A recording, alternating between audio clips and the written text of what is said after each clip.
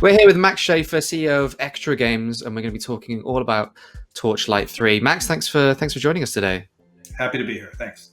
So it feels like from the brief time I've played Torchlight 3, you're going very much back to the roots of what made Torchlight such a success. Yeah, as people may or may not know, we began the project with it being a little bit more to the MMO side of things. We made the switch because we found that we were not designing systems that were true to the Torchlight franchise, and we were trying to make long gaming loops that lent themselves to monetization for a free-to-play title. It just didn't feel right. The game was telling us that it wanted to be more like the original Torchlights.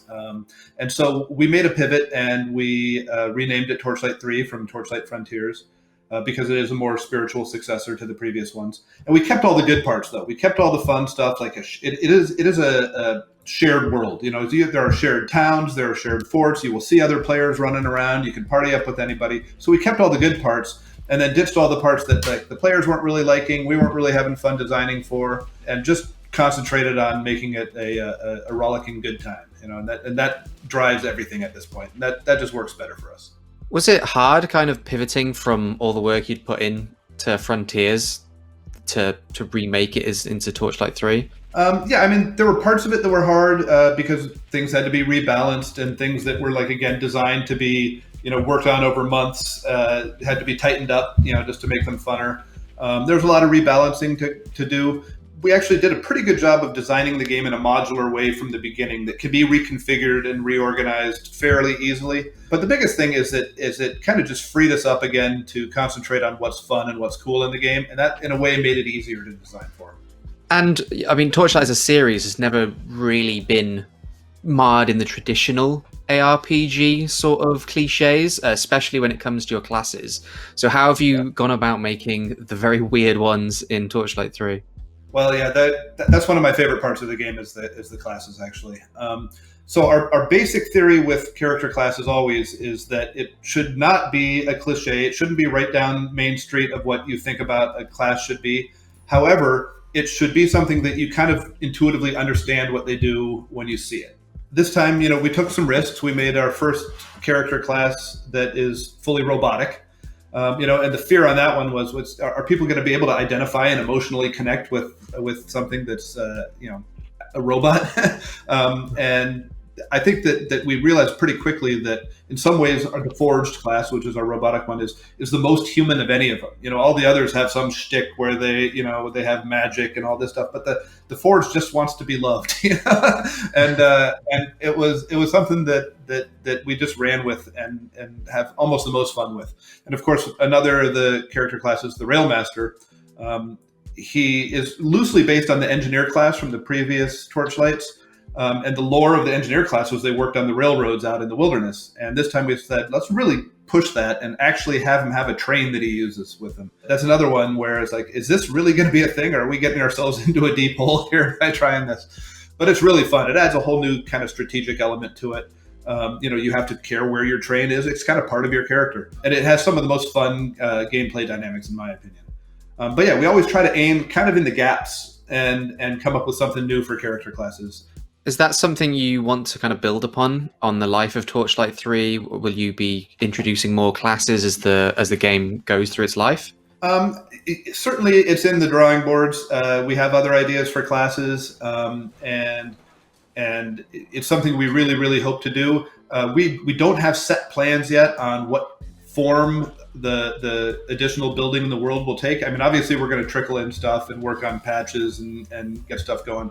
But we haven't really nailed down yet whether we'll do expansions or sequels or what. But we actually have new character classes on the drawing board in progress to make, and they're pretty cool also. So yes, the answer is yes. And you've kind of taken another look at what it means to have legendary items in an ARPG, right? And it feels like you're giving a longer lifespan to getting legendary items after, obviously it takes so long to grind for these things sometimes, or it's a stroke of luck. It's always heartbreaking to give them up. Can you talk a little bit about the Legendarium that you've introduced? Yeah, so we made these wonderful legendary items, and they're all handcrafted. They don't just pick from the pool of affixes and powers and stuff. They're really handcrafted and have some very unique abilities. And we realized after a while that, you get them not just at the end game. These are things that we sprinkled throughout the game. We realized that it was just kind of heartbreaking to give them up, and you've leveled out of their range and they're no longer the best thing in the world, but they still have one or two really cool abilities on them. So we created the Legendarium, and what that lets you do is break down your legendary item and keep one of those affixes, and it becomes basically like a skill that would be in a skill tree for you, but you can use that for your character build. So you never really give up the cool stuff that you find in your legendary items, and it can really become part of a deep character build. Our character builds are much deeper than they are at first glance. If you simply look at the character, the skill tree, it's fairly normal, and it looks like, okay, well, that's just a skill tree, but it's just part of what makes your character build. There's that. Your pets have skills. You get legendarium skills. And you also collect these and craft these relic weapons, or they're not really weapons, they're just relic items. And those have their own skill tree. And so you pick which weapon or which item goes with your character. And the combination of all of it just gives you an almost infinite amount of builds that you can make. And we found that it's actually deeper than just making a bigger skill tree. And this was something you've added quite late into the closed beta phase, right? But what have you learned from it being in closed beta for... It's only a few short months, but what have you kind of taken away from it? Well, we've only been in closed beta for a few short months. That's kind of a funny story, actually. But prior to that, we were in a closed alpha, and we've been in that for about a year and a half at least. And all the time during that, we've been listening to what the players have said, and we've made a lot of pivots in the game. We've discussed one of them earlier in going from a free-to-play MMO to a premium title, and the player feedback is super essential in a game like this, because we're busy all day making stuff and tuning things and doing this and that, and we can't really tell you if with this particular character the level grind between 40 and 60 is too grindy or not. We just don't have time to be investing that, but our players do, and so we're able to use that and use all their input to make all this new stuff. We're just very recently now in early access as well. And we're going to continue to use this time to listen to the players and really hone it into the best game it could possibly be. But we could not do it without having the game live and having players playing it, and giving us real world feedback, because we sit at our computers all day and you get kind of tunnel vision, and sometimes you lose perspective a little bit, and it's great to have that reality check from the players. So what's been the biggest change that's come into the game that's come from the players? By far, the biggest is the switch in business model, and that really changed the way the game is played. It changed the layout and the progression, and again, it let us tighten up the system. It's an ARPG, and ARPGs are tough to put into that really long game loop format where you're monetizing things. And the guys at Path of Exile did a great job of doing that, but it just wasn't working for our world. We're a little bit more lighthearted to begin with. It's a little bit more about instant gratification. It's a game we want you to be able to play without having to invest your life in it. We've found that a lot of our players play all the damn time, but a lot of players also just like to play a half an hour in the evening and have that be a meaningful session and not just a trivial part of the game's journey. And so that was the biggest one. Lots and lots and lots of tuning. Just little details all over the place, like the particulars of how the difficulty settings work. The Legendarium came out of that because people were like, I am bummed out because I'm having to get rid of all these cool looking legendary items. And so, yeah, I mean, it's everything from like our whole business model down to little tiny details. And it's something we go over every day. It's something that affects what we're working on every single day. And in addition to just bug fixes, they also report, hey, it crashed when I did this. So they're also like the world's greatest QA staff. So ARPGs traditionally have quite a long tail to them. Have you got any plans that you can speak of yet of how you're going to support the game long term? We have a really, really cool endgame feature that's not quite in yet. It's going to be going in very, very soon, that I can't speak about yet, but it it's a really fun new take on how to do an endgame. And this also came a little bit from feedback from our players, but going into this, we had what we called the map works, which was basically just a way to do dungeon runs based on map scrolls that we'd give you, and you could just do that and keep leveling up your character. And it works for people who would just love to, find the next cool item and keep leveling up. But it was just a little bit dry and not quite, worthy of what you would call an end game. And so what we've come up with is an alternative that, again, is coming out very, very soon that just makes it a super fun, cool, challenging end game that gives you different choices. And I think people will really like it, but I can't say too much of it or I'll get in trouble from our marketing department. There was obviously a lot of work put into when the game was known as Frontiers. Is the idea of kind of that free-to-play game with MMORPG sort of elements something that you still want to explore or revisit down the line? Well, I think we were able to keep the parts that we really wanted to have intact.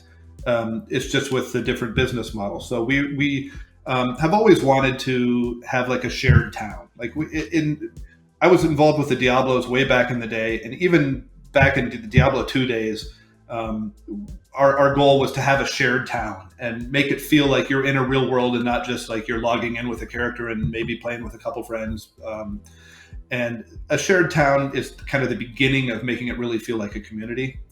And a couple of the other things that we've kept are the shared forts. So we've got a really cool twist on player housing where your whole account gets a fort. So all of your characters share one fort. And this is something that, like other player housing, it's a place to store stuff and have your trophies and decorate and do all that cool stuff. But it has much more profound gameplay implications. For example, you can make things in your fort and build them that give your whole account a boost. Like you can plant a luck tree. And by feeding the luck tree magic items over time, you grow your luck tree. And your luck tree gives all of your characters a slight magic find bonus. And you can make an enchanting table and unlock recipes. And the cool thing about this is MMO-like is that we put people's forts out into the world sort of randomly. So you'll encounter other people's forts as you wander across the world. And if they have a luck tree, you can use their luck tree like a shrine. So if I just donate a magic item to their luck tree, I will get like a 5-minute magic find bonus. I can use their enchanting table and use all the recipes that they've unlocked to enchant my own items. So it's something that really kind of enfranchises you in the world and makes you feel like what I'm building is impacting other players' experience in the world. And so that was one of the cool things that we had designed for the MMO that we were able to keep in this model. So I feel like we were able to like check all the boxes that we really wanted to hit just without having to make it a free-to-play MMO title. Was that your golden retriever in the background? That was my Labrador retriever, yes. Labrador. And she is an absolute cream puff, but she fantasizes about defending the realm for sure. Is that why you can get pet dogs in the game as well? Any modeled after her? Yeah, actually, it's somewhere between a lab and a golden retriever in the game, but it looks a lot like my dog. So that's obviously the one. That's another thing we did is you can pick from a few pets when you make a character, but that's another thing that we kind of kept from the MMO side of it is you can find and collect pets out in the world by completing quests and put a little pet stable in your fort so that you can collect them all there. And they very often will come with a new skill and that you can apply to any of your pets. So the skills are sort of mix and match. And so like the collection of pets is another really cool thing that we kept from the MMO days. And so you can just have a huge stable of pets and pick whichever one you want. Of course, I tend to stick with the dog for obvious reasons. I know this is probably quite long term, but since Torchlight 2 was so well received when you made a Switch port, is that going to be something you aim for down the line with Torchlight 3? Well, we're for sure doing Xbox and PlayStation, and those versions are coming along very, very well. We're looking at Switch and whatever else comes down the line. I think it would be really cool on the Switch. It is the most challenging platform to port to, just based on the fidelity of all the graphics and everything. But we're giving it a good college try. I can't say we're doing it yet because I don't want to say anything that turns out to not be true. But we're looking that way because I think it would be pretty cool. Well, thank you so much for joining us. Just quickly, one more question: are you ready to give a date when people can get their hands on the game yet? It's the only date I can give you is this year. It's for sure coming out this year. We're going to take the early access period to get people's feedback and make the necessary changes again to make it as good as we can. I think that you probably are aware that game developers are notoriously bad at predicting exactly when they will be finished, and we're going by that criteria. We're not going to ship it until it's finished. And so any date I give you will just make me look stupid in a few months. Thank you so much for taking the time to talk to us, and anyone out there who wants to see more on Torchlight 3, well, make sure you stay tuned to GameSpot.